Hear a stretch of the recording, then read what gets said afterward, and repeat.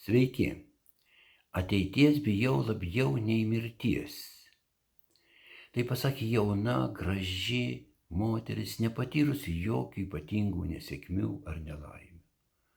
O nuėjo iki nerimo, iki ligoninės, iki vasaros 5, kurioje aš rinkdamas medžiagą savo knygoms, bendraudamas su Alekseičiku, užrašiau šitą ir 100 kitų minčių.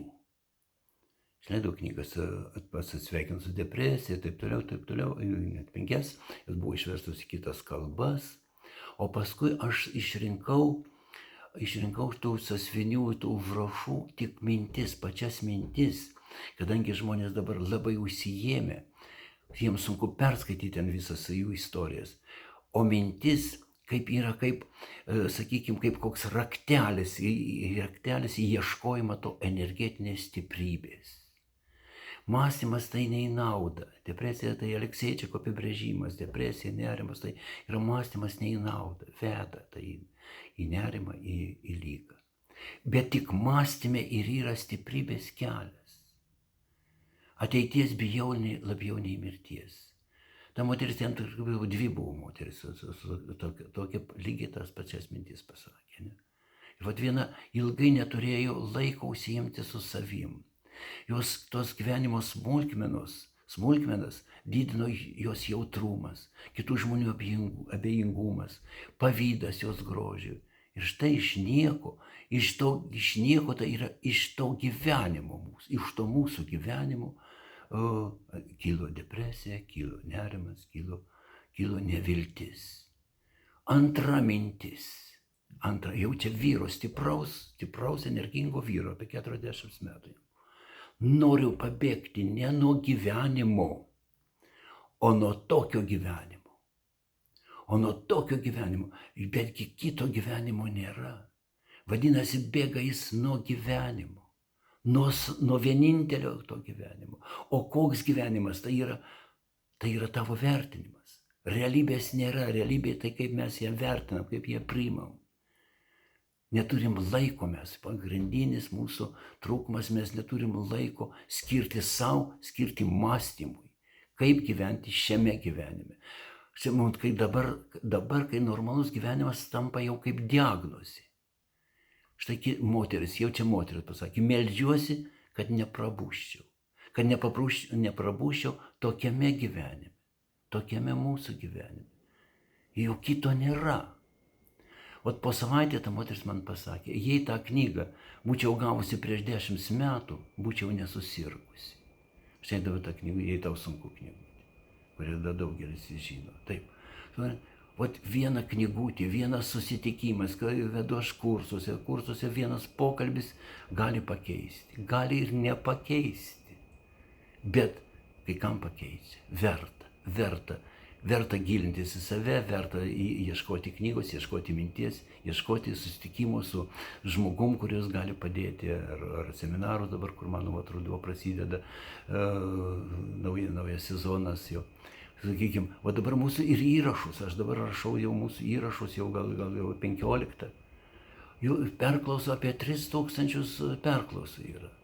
Bent 10 atranda ir man paskambina, bent 10 žmonių atranda iš to 3000, 10 žmonių, aš tai vadinu auksinis 10-tukas. Dar 10 paskambina, tikslinasi ir sako kursus. Kartu ieškokime to loginio energetinio kelio. Franklis yra pasakęs, aš tą kartoju mintį ir mano tų seminarų prasmė tame. Pas mane, Franklis, žinomas austrų psichologas, jis pasakė, pas mane dažnai kreipiasi ne su neurotiniais simptomais žmonės, o su žmogiškom problemom. Nebūtina lėkti iš karto pas psichiatrus ir gultis į ligoninę. Reikia ieškoti artimo žmogaus, ieškoti bendravimų, ieškoti savo minčių, ieškoti laiko savo, iš esmės, taip. Aš nenagrinėju tokių minčių, sakykime, tokia mintis, aš tokių nenagrinėju. Aš pergyvenu, kad padariau daug nusikaltimų praeitame gyvenime. Tai ne mano sfera, aš tokių minčių nenagrinėju. Bet aš nagrinėju būtent to Franklio tas variantus, kai tai žmogiškos problemos. Žmogiškas neturėjimas laiko mąstyti, žmogiškas tas mąstymas ne į naudą. Taip ir mes nueinam taip, ir vadovimės. Vat štai dabar, vat paklausykit dar vien vyro, jau verslininko gerai gyvenančio vyro mintis. Visą gyvenimą buvau nelaimingas. Kai tapau laimingas, susirgau depresiją. Tai štai čia raktelis daugeliu yra. Aš turiu visko, aš turiu būti sveikas. Ir geria, aš turiu būti sveikas, ne, aš turiu visko.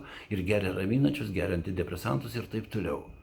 Neduoda turtas, neduoda sėkmė, kaip tik tai jis buvo nelaimingas, jautėsi nelaimingas, sunkiai gyvena, ir daugelis sunkiai gyvena. Bet kai jis tapo laimingas, depresija atėjo. O turėti laiko, reiškia, jis prarado, reiškia, prarado rūpestį, nebeliko galva užimta, jis sugėrė viso pasaulio negatyvų. Pasaulis dabar yra Delfi, televizijos, vien kažkokio noras, net pavadinimą paskaitykite Delfi, noras tave pritrenkti. Bus karas, ne, bus kils kainos, ne, bus nerimo, bus ten mūsų supa, bus taip toliau, ar ne? Va, ir lygos dabar, visokių virusų ten visada buvo, dabar ypatingai, asteroidas nukris ir taip toliau. Kažkoks noras pritrenkt žmogų. Ir vat kada žmogus neužsiėmęs, tai jis tapo laimingas, ne? Jis tą visą naudojo savo, susirgo depresiją. Viena mintis, paieškokit, o tai moteris gražiai pasakė. Man ramu, bet nejauku. Jie eina į ligoninę. Ramu, bet nejauku. Tarp kitų, vasaros 5 labai mažai buvo. Labai maža dalis yra skurdo. To fizinio skurdo. Normaliai gyvenantis. Ramu, bet nejauku. Nevaldo minčių. Neturi laiko savo. Meldžiuosi, kad neprabūščiau. Štai vat moteris taip pat. Meldžiuosi, kad neprabūščiau. Ir kada aš įsikalbėjau, labai paprasta, įmėgsta vakare žiūrėti detektyvų siaubiakus. Mano kursuose aš pradedu būtent kursuose, kada eina žmogus nuo dienotvarkės.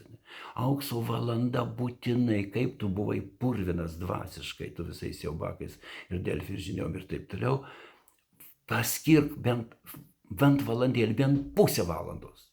Aukso valanda. Negatyvumo valymas, susitikimas su dangum, susitikimas su mintim, su paieškom praeities gražios minties.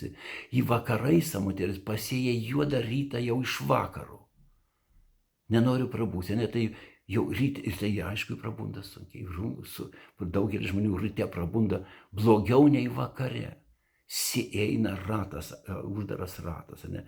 Vakare siaubekas, vakare liūdas mintis, vakare vėl rytoj, sugalvoti būtinai vakare, kas tave laukia, rytoj geras susitikimas, geras skambutis, geras žodis, ar sugalvoti, tai yra darbas. Tai yra darbas. Ir ta pozityvi mintis tave kels, ne? Tave ramins, ne? Tave stiprins, ar ne? Taip. Aš pats, sakykime, bet jeigu su kalbat, va tas ar psichiatras turi būti, ar kaimynas, ar draugas, jis pats turi būti laimingas. Aš, pavyzdžiui, kursų atsisakau, derinam kada valandą, ar dieną, jeigu aš jaučiuosi pats neturiu džiaugsmo, aš negaliu vesti kursų, negaliu vesti seminarų. Taip. Nuo alkio yra vienas vaistas, kotletas, o nuo depresijos yra tik vienas vaistas taip pat, džiaugsmo energija, bent ramumas. Koks be būtų gyvenimas, kokie aplinkiniai žmonės savį nervina, ne? Tu turi tą surasti. Arba, kaip ir nuo alkio, niekas nepadės, jokie žodžiai, jokie ten receptus, knygos skaitimas, tik pats kotletas ir nuo depresijos, tik džiaugsmo energijos. Taip, aš suprantu, kad žmonės reikia priimti tokius, kokie yra, bet jie tokie nėra. Tai vėl naujas pasakė, nauja mintis, ne? Negirdi savęs, vadinasi, negirdi ir kitų. Ir kad aš vedu įsikalbėjimo terapiją, vieną mano iš seminarų temų, ne? Būtent įsiklausyti save, pajausti save. Ai, vyro, jau vyrų būna mažiau, bet čia vyriškas pasakymas. Aš negaliu galvoti, aš esu susirūpinęs. Įsivaizduojat? Geniali mintis. Negalvoji, tai priimi visą purvą ir susirūpinęs. Susirūpinęs visai ne savim, ne savo problemų, jų nesprendi, vėl kyla daugiau problemų ir taip toliau. O jeigu iš kiekvienos, mano čia, mūsų formatas neleidžia ilgo pokalbio, ilgo laiko, jeigu po kiekvieno, tai mano yra apie 100 minčių, aš dabar ruošiu naujus seminarus, biblioterapinius susitikimus, labai pagal knygas, jei tau sunku, pagal psichoterapinės knygas, pasisveikinti su depresija ir kitas, ir net vaikų knygas, ir tuo pačiu 2 ar 3 seminarus aš paruošiu ir pagal šitas vasaros 5 mintys. Viena, kur alogiškos mintis, kita, kurios veda į depresiją ir ieškojimo mūsų gyvenimų tokios. Tas apibendrinimas gali vieną mintis padaryti, bet ją reikia. Kaip aš po 10 metų ją skaitau, atrandu naujai. Taip ir šitą įrašą, arba šitas mintis aš jas planuoju įdėti į mūsų svetainę, www.3žvaigždutės.lt. Perskaityti ir galbūt nieko net nieko liktai nepasakyti. Sakykime, dabar perskaitysiu vieną mintį. Mane nervina, kai aš girdžiu ne tai, ką noriu. Mane nervina, kai aš girdžiu ne tai, ką noriu. Ir ateina į ligoninę. Bet šitą mintis tinka bemaž kiekvienam. Bet nevysikim tos. Nervina, pasijuok, suprask, nurim, ir ne tai, ką nori. Tai žmonės negali, ar visa žmonija, ar visa radijos, ar tau kalbėti, ką tu norėtum, arba žinias tokias išgirsti, ką tu norėtum. Taip. Išvalykim susirūpinimo, priimkim gyvenimo energijos žinias, būkime energingi. Man labai gražus yra apibūdinimas, kaip apibūdino Volterą. Aš ką tik perskaičiau naują knygą ir dar kartą naujai perskaičiau. Viena mintis, Volteras buvo labai ligotas, sunkios sveikatos, bet jis ilgai gyveno ir labai daug dirbo. Apie jį taip apibūdino, gražus apibūdinimas. Volteras viena koja karste, o kita gyvena pasišokinėdamas. Štai jis silpnas, jis vargsta su fizinė sveikata, o gyvena pasišokėdamas. Ir pabaigai aš pasakysiu vieną situaciją. Žmogus bėga į autobusą ir mato, kad vėluos, 100 metrų dar liko ir autobusas nespės. Jis paleido šunį ir tas šuo bėga ir jis vydamas šunį, bėga, išlaikydamas tempą, spėjo į autobusą. Tas šuo tai mūsų mintis, tas mūsų noras gyventi, tas noras pamilti gyvenimą. Ir linkiu visiems, yra apibrėžimas vienas. Gyvenimą ar save, savo nuodėmę, savo vidų, tokį gyvenimą, kaip tu sakė, tokį gyvenimą reikia nebijoti jo, pažinti ir pamilti. Nebijoti, pažinti, pamilti. Ieškokim, būkim stiprus, susitikim.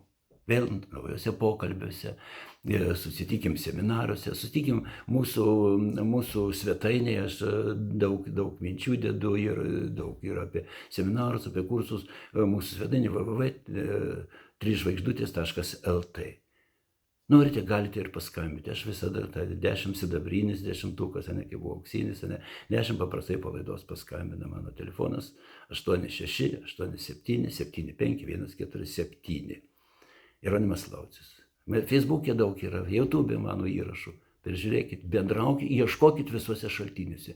Ieškokit savo gyvenimo. Gyvenimas yra toks gyvenimas ir jis gali būti ir nuo mūsų daug priklauso, kai jis būtų geresnis, kai jis būtų laimingas, mes kito neturim ir gyvenkim laimingą šitą gyvenimą, tokį gyvenimą. Sėkmės.